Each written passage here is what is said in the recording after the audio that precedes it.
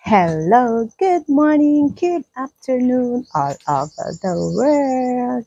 So, ngayon guys is pag-usapan natin kung anong mga item or paninda ang nabebenta dito sa aking munting tindahan na ngayong wala ng klase or bakasyon na dito sa lahat ng mga paaralan. Yes guys. So, ngayong bakasyon na, so yung mga iba kong item na hindi gumagalaw nung may pasok is medyo gumagalaw na siya ngayon.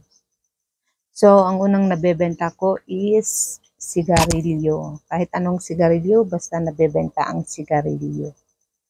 Ngayon, hindi na masyadong nabenta ang chichirya, mga candy biscuit ko, hindi na siya masyadong nabebenta kasi wala ng klase. So, ang nabebenta ko mga sigarilyo, so yung mga pagkain, yung mga noodles, ganyan, pancit canton, kape, yan guys. At soft drinks. Hindi nawawala ang soft drinks. Nabebenta pa rin ang soft drinks guys dito sa aking munting tindahan kasi medyo mainit pa rin ang panahon. Although sa hapon is umuulan siya pero sa umaga is sobrang init. Yan guys. Dito sa aming lugar kasi guys sa sentro is wala mahalos masyadong mga tao pag wala siyang pasukan o walang eskwela.